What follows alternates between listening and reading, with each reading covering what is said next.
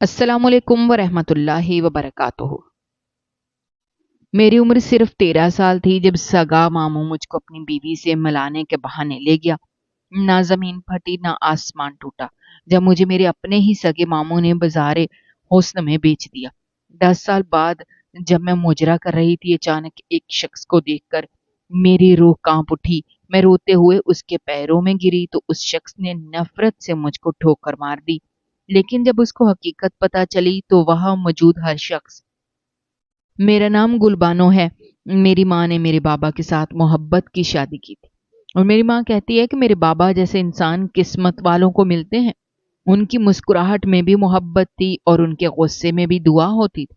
लेकिन मेरे माँ के भाई यानी मेरे मामू इस शादी के सख्त खिलाफ थे। उन्होंने कहा था कि जिस दिन तुम इस शख्स के साथ निकाह करोगी उस दिन तुम्हारा हमारे खानदान से रिश्ता खत्म हो जाएगा। मेरी माँ ने कहा था कि मैं रिश्ता निभाने की कोशिश करती हूँ, लेकिन जहाँ इज्जत ना हो वहाँ खामोशी इख्तियार कर लेना बेहतर होता है। सो वो बाबा के साथ दूसरे शहर चली आई।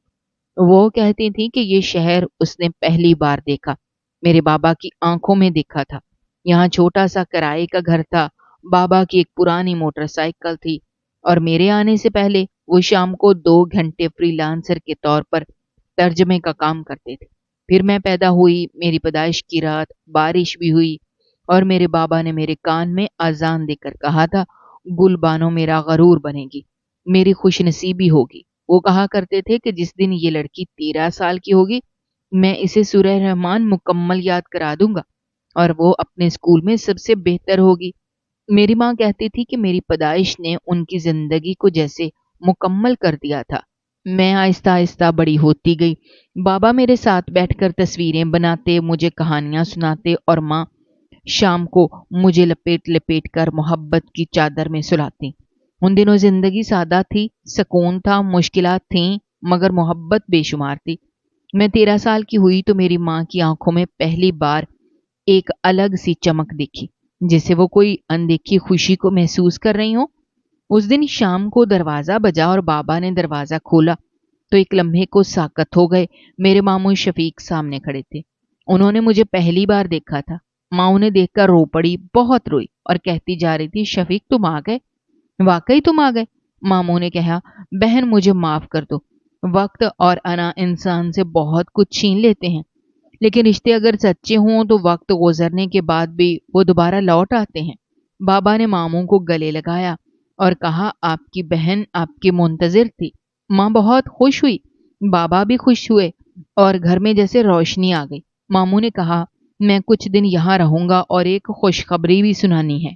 मैं शादी कर रहा हूँ, मेरी होने वाली बीवी इसी इलाके में रहती है। ये सुनकर माँ की खुशी और बढ़ गई, क्योंकि जब माँ ने शादी की थी तब मामू की उम्र कम थी और वो जिंदगी के उतार चढ़ाव को ना समझ सके थे। अब वो खुद अपनी जिंदगी में एक नया बाब शुरू करने जा रहे थे। घर में खुशी की फिजा थी, सबसे ज्यादा खुश मैं थी। मुझे मामू से बेहद उनसियत हो गई थी। वो मुझे दुकान पर ले जाते, मुझे चॉकलेट दिलाते, कहते जो दिल करे खरीद लो। कभी कभी बिला वजह पैसे दे देते कि जाओ कुछ अच्छा सा खाओ पियो ऐश करो। एक दिन मैंने पूछा, मामू मामी कैसी हैं? उन्होंने मुस्कुराकर कहा, मिलना है तुम्हें?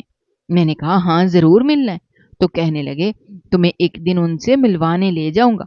मैं बहुत पुरजोश हो गई और अगले दिन मामू ने कहा, आज तैयार हो जाओ, तुम्हें मामी से मिलवाना है, लेकिन अम्मी और अब्बू को मत बताना वरना वो इजाजत नहीं देंगे। मैंने कहा ठीक है। मैं सिर्फ अम्मी से कहकर निकली कि दोस्त के घर जा रही हूँ। मामू गली की नुक्कड़ पर पहले से मेरा इंतजार कर रहे थे। मुझे ऐसा लगा जैसे हम कोई फिल्मी सीन कर रहे हो। मुझे मजा आ रहा था कि छुप छुप कर मामी से मुलाकात होगी। मामू ने मुझे एक बस में बिठाया और कहा, मामी शहर के एक रिश्तेदार के घर गई हैं। मैंने कहा, आप तो कह रहे थे वो इसी इलाके में रहती है। तो मामू ने कहा, हाँ वो गई हुई हैं किसी अजीज की खैरियत पूछने, हमें वहीं जाना है। मैं खुश हो गई और कहा, चलो शहर भी देखूंगी और मामी से भी मिलूंगी। मुझे क्या मालूम था कि मैं जिस पर सबसे ज्यादा एतबार कर रही हूँ वही मेरे भरोसे को रौंदने वाला है। मैं खुशी खुशी मामू के साथ बैठ गई, जैसे किसी ख्वाब की वादी में जा रही हूँ और वो वादी मुझ पर बंद हो जाने वाली थी।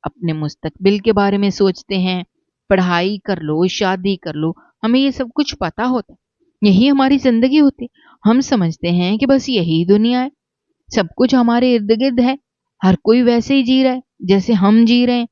لیکن اصل حقیقت اس وقت کھلتی ہے جب ہم کسی ایسی جگہ پر پھنس جاتے ہیں جہاں انسان کا نام صرف جسم کے ساتھ جڑا ہوتا ہے، جہاں جذبے اور رشتے صرف باتوں میں رہ جاتے ہیں، جہاں عزت ایک لطیفہ بن جاتی ہے اور جہاں کوئی راستہ واپسی کا نہیں بچتا۔ اس طوائف خانے پر میں ہر دیوار پر، ہر دروازے پر پردہ ایک حقیقت سناتا تھا۔ یہاں کے ایک ایک کونے میں سچائی دبی ہوئی تھی جو روز رات کو آنکھ کھول کر ہمیں دیکھتی تھی۔ ایک دن میں نے وہ منظر دیکھا جو میں کبھی نہیں بھول سکتی۔ ایک ماں اور ایک باپ اپنی بیٹی کو خود اپنے ہاتھوں سے یہاں چھوڑنے آئے تھے۔ وہ لڑکی میری ہی عمر کی تھی اور اس کی ماں باپ دلشاد بی بی کے ساتھ بیٹھے یہ طے کر رہے تھے کہ وہ مہینے کے کتنے پیسے بھیجے گی اور کب کب بیٹی گھر جا سکے گی۔ دلشاد بی بی نے کہا میں کم پیسے دوں گی کیونکہ یہ نئی ہے اور ابھی اس سے زیادہ کام لینا پڑے گا۔ تو باپ نے کہا نہیں، ہمیں زیادہ پیسے چاہیے کیونکہ ہمارے بیٹے کالج میں پڑھ رہے ہیں، ان کے اخراجات بڑھ گئے ہیں۔ وہ بیچاری لڑکی جو خاموشی سے ایک طرف کھڑی تھی، جو اپنے بھائیوں کی خاطر قربانی دینے آ گئی تھی، وہ بس آنکھیں جھکائے سہمی ہوئی سانسیں لے رہی تھی۔ اس کے چہرے پر نہ بغاوت تھی نہ گلہ تھا، بس ایک خاموشی تھی جو دل کو چیر دیتی۔ اس کے ماں باپ اسے اس لیے یہاں چھوڑ رہے تھے کہ وہ گائے گی، ناچے، لوگوں کو خوش کرے تاکہ اس کے بھائی ڈاکٹر انجینئر بن جائیں۔ میں حیران تھی، میرے ساتھ تو چلاکی ہوئی، مجھے میرے ماموں نے ماں باپ سے چوری یہاں بیچ دیا، لیکن یہ کیسے ماں باپ ہیں جو اپنی بیٹی کو خود یہاں چھوڑ کر جا رہے ہیں اور کسی کی آنکھ میں شرم کا ایک قطرہ بھی نہیں تھا۔ یہ دیکھ کر میں اندر سے ٹوٹ گئی۔ میری دنیا پہلے ہی اجڑ چکی تھی، اب یہ سب دیکھ کر میری روح بھی مرنے لگی تھی۔ یہاں کچھ اور عورتیں بھی تھیں جن کی کہانی سن کر دل دہل جاتا تھا۔ کچھ عورتیں ایسی تھیں جنہیں ان کے شوہر خود صبح لے کر آتے اور رات کو واپس چھوڑ جاتے۔ یہ عورتیں شادی شدہ تھیں، کچھ کے بچے بھی تھے، لیکن مجبوریوں نے انہیں اس مقام پر پہنچا دیا تھا۔ اور کچھ عورتیں میرے جیسی تھیں جنہیں کہیں سے اغوا کیا گیا تھا یا نوکری کا لالچ دے کر یہاں لایا گیا تھا۔ یہ دنیا عجیب سی تھی، یہاں کچھ بھی عام نہیں تھا، لیکن ہر گناہ عام ہو چکا تھا۔ ہر روز کوئی نہ کوئی نئی لڑکی لائی جاتی تھی، ہر روز کوئی نہ کوئی خواب ٹوٹتا تھا، ہر رات کسی نہ کسی کی عزت کی قیمت لگتی تھی۔ میں نے ایک دن پھر بھاگنے کی کوشش کی، میں بہت دیر تک دوڑتی رہی اور پھر میں سیدھی جا کے پولیس اسٹیشن پہنچی اور پولیس والے کو سب کچھ بتایا کہ میں کہاں سے آئی ہوں، میرے ساتھ کیا ہوا ہے اور وہاں کیا کیا ہوتا ہے۔ وہ مجھے دیکھتا رہا، سنتا رہا اور کہنے لگا بیٹھو کچھ کرتا ہوں۔ میں تھوڑی دیر بیٹھی رہی، دل میں امید لے کر کہ شاید آج میری رہائی کا دن ہے، شاید کوئی میری فریاد سن لے گا۔ لیکن پھر میں نے دیکھا کہ وہ پولیس والا فون پر کسی سے بات کر رہا ہے۔ اس کی زبان سے یہ الفاظ نکلے، دلشاد بی آپ کی ایک لڑکی یہاں آئی ہوئی ہے، آ کر لے جائیں۔ اور میں جیسے پتھر کی ہو گئی۔ میں نے سمجھ لیا کہ یہ بھی اسی نظام کا حصہ ہے، یہ سب ملے ہوئے ہیں، کوئی کسی کا نہیں ہے۔ یہاں انصاف کا کوئی نام ہی نہیں، یہاں پولیس بھی انہی کا ساتھ دیتی ہے۔ وقت گزرتا گیا، میں بڑی ہوتی گئی، میری عمر میں اضافہ ہوتا گیا، میرے اندر کی معصومیت کم ہونے لگی، حقیقتیں زیادہ سمجھ آنے لگیں۔ اب میں جان چکی تھی کہ یہ دنیا کیسی ہے، یہاں کیسے کیسے لوگ بستے ہیں اور یہاں سے نکلنے کا کوئی راستہ نہیں ہے۔ اتنا وقت گزر چکا تھا، اب میں اپنے ماں باپ کے پاس جاتی تو انہیں کیا منہ دکھاتی؟ ان کے دل پر جو زخم میں چھوڑ آئی تھی، ان کی زندگی میں جو خلا ڈال چکی تھی، وہ کبھی پر نہیں ہو سکتا تھا۔ میں یہیں کی ہو کر رہ گئی، لیکن یہ جگہ ایسی نہیں تھی کہ جس کی عادت پڑ جائے۔ یہاں کی ہر رات میرے لیے ایک نئی موت تھی اور ہر دن ایک نیا رونا تھا۔ میں خود کو آئینے میں دیکھتی تو اپنی آنکھوں میں وہ گلبانو نہیں دیکھتی جو اپنے بابا کے سینے لگ کر ہنستی تھی، جو اپنی ماں کے ہاتھوں سے دوپٹہ پہن کر شیشے میں گھومتی تھی۔ وہ سب ایک خواب لگتا تھا اور اب صرف ایک حقیقت تھی، ایک تلخ حقیقت جس سے انکار ناممکن تھا، نہ فرار۔ उन लोगों ने मुझे नाच गाना सिखाया। मेरी आवाज में दर्द था, मेरे कदमों में वो थिरक थी जो दुख सह सह कर पैदा हुई थी। मेरे जिस्म का एक एक अंग को उन लोगों ने घंटों, दिनों, हफ्तों, महीनों, सालों तक तरबियत दी। मुझे सिखाया कि किस तरह नजर झुकानी है, कब उठानी है, कब मुस्कुराना है, कब खामोशी इख्तियार करनी है, कब कदम रखना है, कब उठाना है, कब थमना है, कब झूमना है। मुझे नाचने के ऐसे ऐसे अंदाज सिखाए गए जिनके बारे में मैंने कभी तसव्वुर भी नहीं किया था। गाने के ऐसे ऐसे अल्फाज सिखाए गए जो मेरे दिल पर नक्श हो गए थे। हर हफ्ते एक बहुत बड़ा मुजरा होता था और उस दिन तवाइफ खाने को किसी शादी हाल की तरह सजा दिया जाता था। वहां शहर के बड़े बड़े लोग आते थे, सियासतदान आते थे, सनतकार आते थे। कुछ ऐसे चेहरे भी होते थे जो दिन के वक्त इंसाफ के अलमबरदार बनते थे और रात के वक्त हमारे जिस्मों के सुदागर बन जाते थे।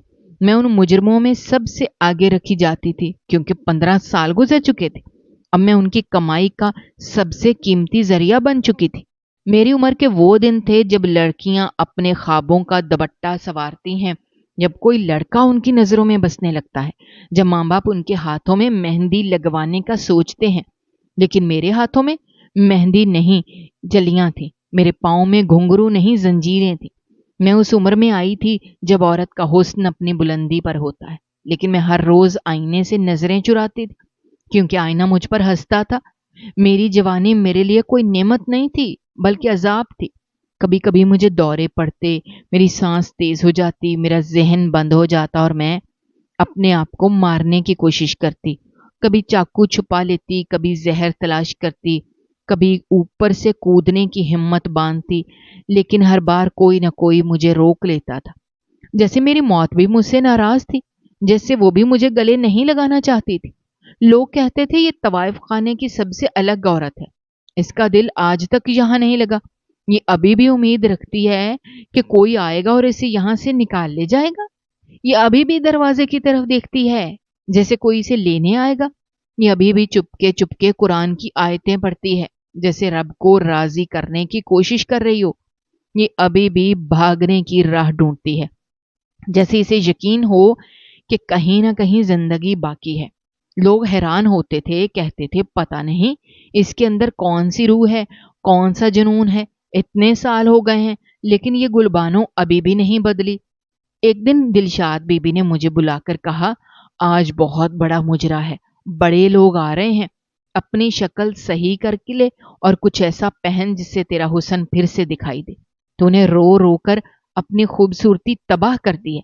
तेरी आंखें अब खाली कुएं लगती हैं, तेरे होंठ सूखे सहरा जैसे हो गए, तेरी जवानी पर जैसे मातम छा गया है।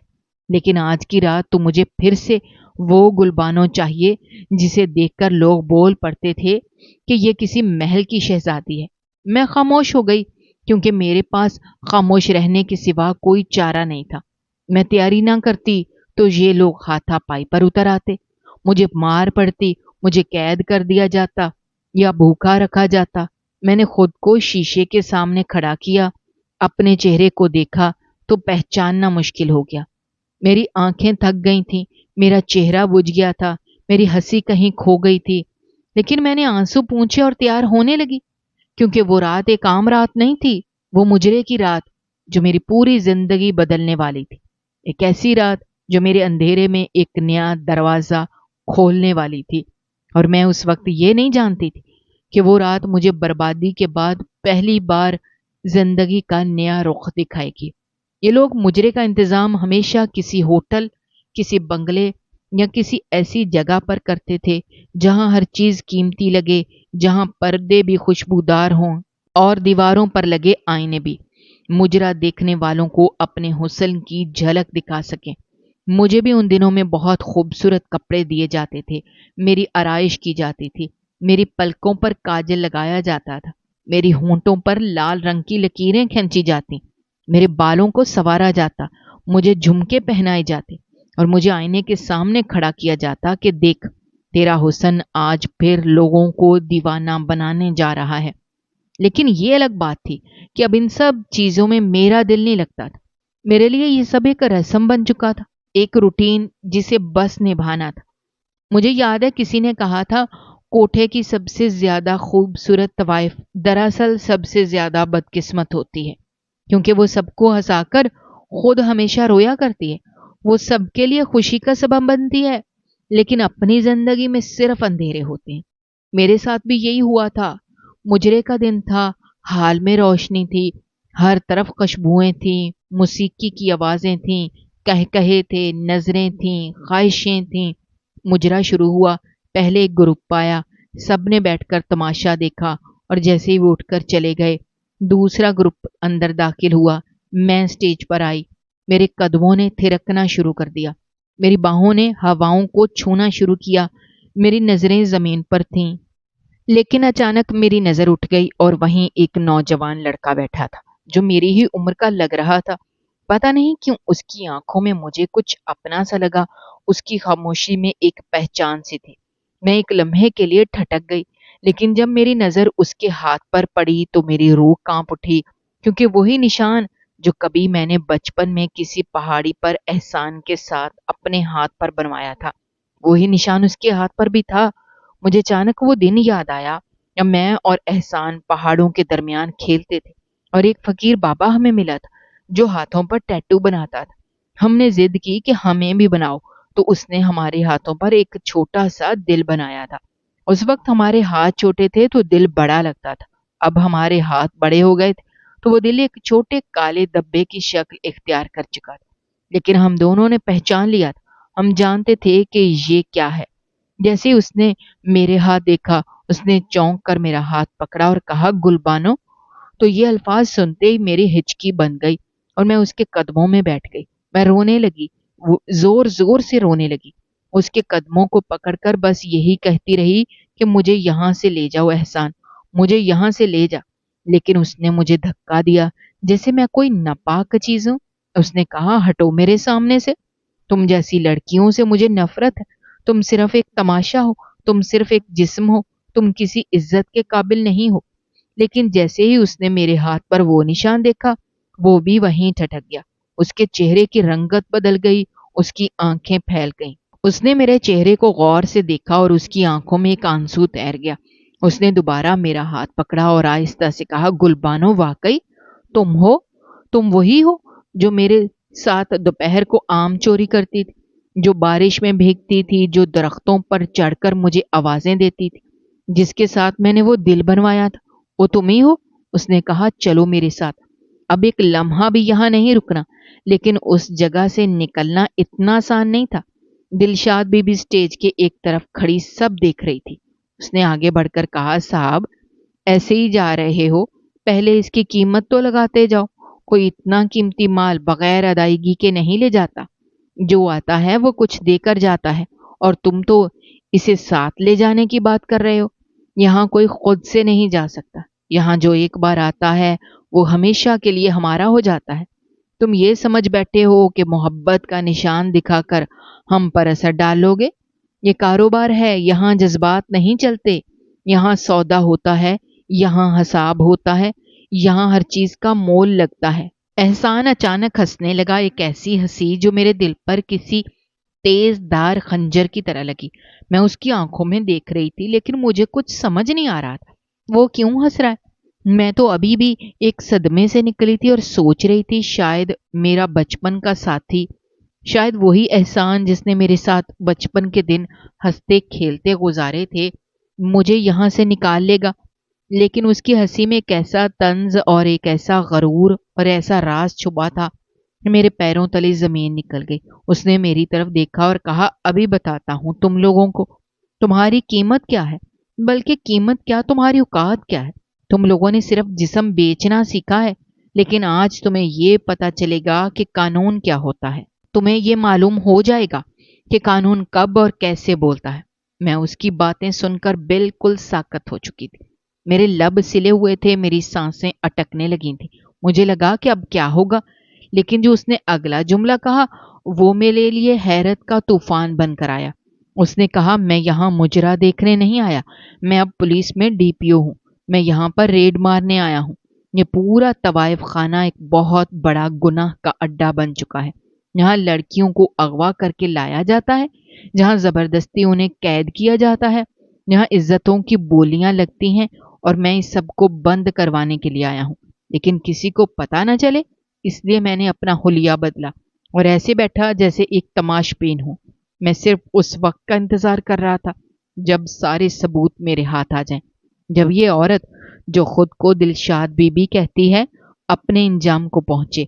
और जैसे ही वो आगे आई और मुझे रोकने की कोशिश की, उसी लम्हे मैंने इशारा किया और वो सारी जगह गूंज उठी। दरवाजे तोड़े गए, पर्दे हटे, बाहर से गाड़ियां अंदर घुस आईं और वो सब लोग जो मेरे इर्द गिर्द बैठे थे सब पुलिस वाले निकले। उनके हाथों में हथकड़ियां थी और उनकी आंखों में कानून की रोशनी थी। बाहर जितनी भी गाड़ियां खड़ी थी सब पुलिस की थी। सब एहलकार सिविल कपड़ों में थे। एक बहुत बड़ा सिटिंग ऑपरेशन था जो महीनों की मेहनत के बाद कामयाब हुआ था। दिलशाद बीबी जो खुद को बड़ी अक्लमंद और नाकाबिले शिकस्त समझती थी, वो उस दिन सबके सामने चिल्लाने लगी, चीखने लगी, मिन्नतें करने लगी। लेकिन कानून के हाथों में ना रहम होता है ना सिफारिश चलती है। वो औरत जो बरसों से लड़कियों की जिंदगियों से खेल रही थी, जो माँ बाप से बेटियां छीनकर उनके जिस्मों को बेचती थी, जो लड़कियों को नौकरी का झांसा देकर उनकी जिंदगियों से उनकी मुस्कुराहटें चुरा लेती थी, वो आज हथकड़ियों में जकड़ी गई थी। और ये मंजर मेरी आंखों के सामने हो रहा था। वो सब लड़कियां जो बरसों से कैद थीं, उन्हें बाहर निकाला गया। उनके आंसू, उनकी खामोशी, उनके चेहरों पर लिखी हुई कहानियों ने पूरे अमले की आंखें नम कर दी। हर लड़की के पीछे एक दर्दनाक कहानी थी, हर एक के पीछे एक कब्रिस्तान छुपा हुआ था। और इन सबको उस दिन नई जिंदगी मिली थी। एहसान ने मेरे हाथ पकड़े, मुझे गाड़ी में बिठाया और कहा, आज के बाद तुम इस जहन्नुम की तरफ कभी नहीं देखोगी। मैं तुम्हें अपने घर ले जा रहा हूं, जहां तुम्हें वो इज्जत मिलेगी जिसकी तुम हकदार हो, जहां तुम्हें वो प्यार मिलेगा जिससे तुम महरूम रही, जहां तुम्हें वो सुकून मिलेगा जो तुम्हारे नसीब से बरसों से गायब था। उस लम्हे में कुछ बोल न सकी। मेरे आंसू रुक नहीं रहे थे, मेरी जुबान जैसे बंद हो गई थी। मैं बस उसकी गाड़ी की खिड़की से बाहर देख रही थी, जहां वो तवाइफ खाना अब सन्नाटे में डूबा हुआ था, जहां वो दीवारें अब खामोश खड़ी थीं, जहां कैद में बैठी रूहें आजाद हो चुकी थीं, जहां मेरा माजी हमेशा के लिए दफन हो रहा था। हम लोग एहसान के बंगले पर आ गए। उसने मुझे आराम से बैठने को कहा, मुझे पानी पिलाया। मुझे देखकर उसके चेहरे पर वही पुरानी अपनायत थी जो कभी बचपन का हिस्सा हुआ करती थी। उसकी आंखों में अब भी वही नरमी थी जो मुझे पहाड़ों में गिरते हुए सहारा देती थी। उसका रवैया मेरे साथ बिल्कुल वैसा ही था जैसा बरसों पहले था। वो बदल चुका था, वक्त ने उसे एक जिम्मेदार इंसान बना दिया था, लेकिन मेरे लिए वो अब भी वही एहसान था। उसने मेरी तरफ देखा और कहा, मुझे सारी बात बताओ, तुम यहां तक कैसे आई? तुम्हारे साथ क्या हुआ? तुमने इतने साल कैसे गुजारे? मैंने उसके सवाल के जवाब में वो सब कुछ बता दिया जो मेरे दिल पर सालों से बोझ बनकर बैठा था।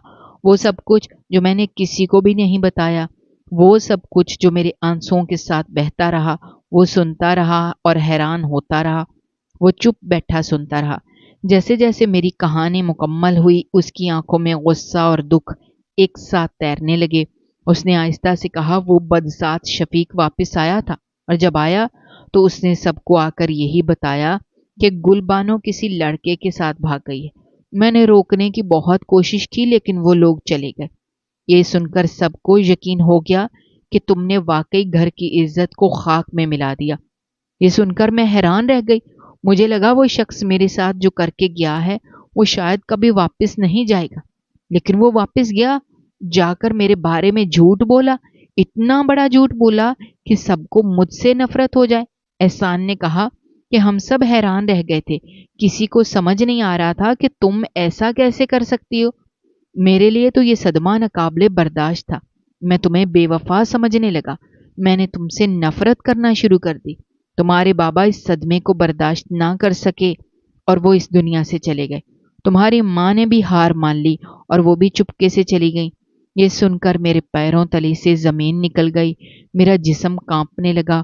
मेरे दिल ने धड़कना छोड़ दिया। मैंने अपनी आंखों से बहते हुए आंसू महसूस किए اور کچھ دیر کے لیے دنیا کی ہر آواز خاموش ہو تو گئی۔ ضرور میں سبسکرائب اندر کریں. سے ٹوٹ شکریہ. گئی۔ مجھے اس اللہ بات کا حافظ. دکھ نہیں تھا کہ میری زندگی برباد ہو گئی، مجھے اس بات کا دکھ تھا کہ میرے ماں باپ مجھے برا سمجھتے ہوئے دنیا سے چلے گئے۔ وہ یہ سمجھے کہ ان کی بیٹی نے ان کی عزت خاک میں ملا دی، لیکن میں تو خود ایک سازش کا شکار ہو گئی تھی۔ ان کا دل توڑنے والی میں نہیں تھی، ان کی لاج بچانے والی تھی، لیکن وہ حقیقت کبھی ان تک پہنچ نہ سکی۔ میں بس بیٹھ کے روتی رہی۔ میں نے اپنے ہاتھوں کو دیکھا اور انہیں چوم لیا۔ کاش یہ ہاتھ کبھی احسان کے ہاتھ سے نہ چھوڑتے، کاش وہ بچپن کے دن کبھی نہ گزرے تھے۔ احسان نے میرے آنسو صاف کیے اور کہا، اب تمہیں پریشان ہونے کی ضرورت نہیں ہے، میں ہوں نا تمہارے ساتھ۔ میں نے اس کی طرف دیکھا اور آہستہ سے کہا، میں اب وہ گلبانو نہیں ہوں، میرے ساتھ نہ جانے کیا کچھ ہو چکا ہے، میں تمہیں بتا بھی نہیں سکتی۔ 15 سال بہت لمبا عرصہ ہوتا ہے۔ ان 15 سالوں نے میرے جسم سے میری روح تک سب کچھ بدل دیا۔ میں نہیں چاہتی کہ تمہاری زندگی بھی میرے ماضی کا بوجھ بن جائے۔ تم اس معاشرے کے ایک اچھے شہری ہو، تم لوگوں کی مدد کرتے ہو، تمہیں کسی ایسی لڑکی سے شادی کرنی چاہیے جو تمہارے ساتھ نئے خواب دیکھ سکے، جو تمہاری عزت بڑھا سکے، جو تمہیں فخر دے۔ میں تو خود ایک بے نام زندگی بن چکی ہوں۔ اس نے میری بات سن کر گہری سانس لی اور کہا، اچھی لڑکی کون ہوتی ہے میں نہیں جانتا، لیکن میں جس سے محبت کرتا ہوں میں اسی کے ساتھ جینا چاہتا ہوں۔ میں نے کہا، کیا ابھی بھی مجھ سے محبت کرتے ہو؟ اس نے کہا، محبت تو ویسی ہی ہوتی ہے جو وقت سے، حالات سے اور زخموں سے نہیں بدلتی۔ میں نے کہا، میری محبت ایسی نہیں ہوتی۔ مجھے اس دنیا نے سب کچھ دکھا دیا ہے، مجھے کسی چیز پر اب بھروسہ نہیں رہا۔ اگر تمہیں مجھ پر ترس آ رہا ہے تو میرے لیے کچھ ایسا کرو جس سے میں عزت سے کوئی کام کر سکوں، لیکن ترس کو محبت کا نام نہ دو۔ اس نے میری طرف دیکھا اور کہا کہ تمہارے بابا چاہتے تھے تمہاری مجھ سے شادی ہو، اور وہ یہ خواہش دل میں لے کر دنیا سے چلے گئے۔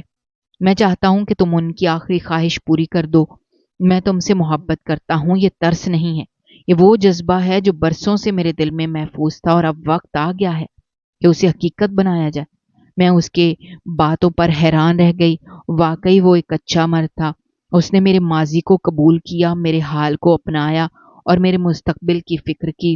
اس نے میرا ہاتھ تھاما اور نکاح کا پیغام دیا۔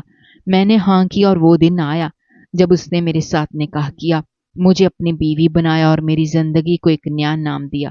ہماری شادی کی رات اس نے میرے ہاتھ پکڑے اور کہا کہ جو کچھ بھی ہوا، جو کچھ بھی گزرا، اس کا ہم کبھی ذکر نہیں کریں گے، نہ کسی خوشی میں، نہ کسی غصے میں، نہ کسی جھگڑے میں۔ ہم اس ماضی کو ہمیشہ کے لیے دفن کر دیں گے۔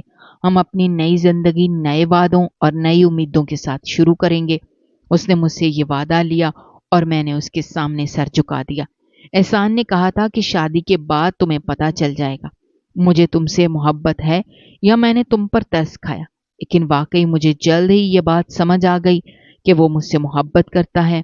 مجھے جب بھی ذرا سا بخار ہوتا یا تھوڑی طبیعت بھی خراب ہو جاتی تو وہ فوراً میرے ارد گرد منڈلانے لگتا، مجھے دوا کھلاتا، میرے سر پر ہاتھ رکھتا، میری پسند کی چیزیں لا کر دیتا، اور جب میں خاموش ہو جاتی تو وہ میری آنکھوں میں آنکھیں ڈال کر کہتا، تم بولتی کیوں نہیں ہو؟ تمہاری خاموشی مجھے مار دیتی ہے۔ وہ میری ہر بات مانتا، وہ میری ہر خواہش پوری کرتا، مجھے کسی بھی لمحے اکیلا محسوس نہیں ہونے دیتا تھا۔ اس کے رویے میں کبھی بھی وہ ہمدردی والی جھلک نہیں تھی جو ترس کھانے والے انسان میں ہوتی ہے، بلکہ وہ مجھے میری عزت، میرا مقام اور میرا حق دیتا تھا، اور مجھے یہ احساس دلاتا تھا کہ میں اس کے لیے دنیا کی سب سے خاص عورت ہوں۔ مجھے اب یقین ہو چکا تھا کہ یہ وہی محبت ہے جو احسان کے دل میں برسوں پہلے بھی تھی، اور اب بھی شاید وہ وقت مجھے آزمانے کے لیے آیا تھا۔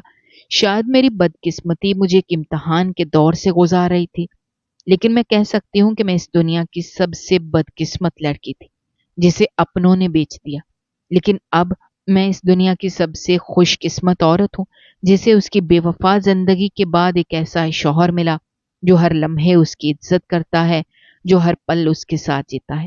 میں نے زندگی کا سب کچھ دیکھ لیا، تماشا بھی اور تماشبین بھی، دکھ بھی اور زخم بھی، تنہائی بھی اور خاموشی بھی، لیکن اب جو کچھ میرے پاس ہے وہ ان سب دکھوں کا کفارہ ہے۔ میں نے اپنے رب کا شکر ادا کیا، میں نے ہر رات اس کے حضور سجدے میں جا کر شکر ادا کیا کہ اس نے مجھے وہ سب کچھ دے دیا جس کی کوئی طوائف صرف دعا ہی کر سکتی ہے۔ مجھے وہ عزت ملی جو میں نے کھو دی تھی، مجھے وہ مقام ملا جو میرا خواب بن چکا تھا، اور سب سے بڑھ کر مجھے وہ شوہر ملا جس کی محبت بے مثال تھی۔ میں آج بھی وہ سب کچھ یاد کرتی ہوں جو میرے ساتھ ہوا تھا۔ میں اپنے ماں باپ کی صورت آنکھوں میں لے کر روتی ہوں، کیونکہ وہ مجھے غلط سمجھتے ہوئے اس دنیا سے چلے گئے۔ لیکن میری ہر آنکھ کا آنسو اس وقت ختم ہو جاتا ہے جب میں احسان کے چہرے کو دیکھتی ہوں، کیونکہ اس کے چہرے پر مجھے وہ سکون دکھائی دیتا ہے جو شاید ساری زندگی مجھے نصیب نہیں ہوا۔ میری کہانی ختم ہو چکی ہے، لیکن ایک نیا آغاز ہوا ہے۔ میری کہانی کی آخری سطریں یہی ہیں کہ جو کچھ بھی ہوا، جیسا بھی ہوا، آخر کار اللہ نے مجھے اس دلدل سے نکالا اور مجھے ایک نئی زندگی دی۔ اور میں آج بھی ہر صبح آنکھ کھول کر اپنے رب کا شکر ادا کرتی ہوں کہ اس نے مجھے صرف بچایا نہیں بلکہ عزت بھی دی اور پیار بھی دیا۔ ناظرین، ہماری آج کی یہ کہانی آپ کو کیسی لگی؟ کمنٹ باکس میں اپنی رائے کا اظہار کرنا مت بھولیے گا، اور اگر آپ ہمارے چینل پر نئے ہیں تو چینل کو سبسکرائب کرنا بھی مت بھولیے گا۔ شکریہ۔ اللہ حافظ۔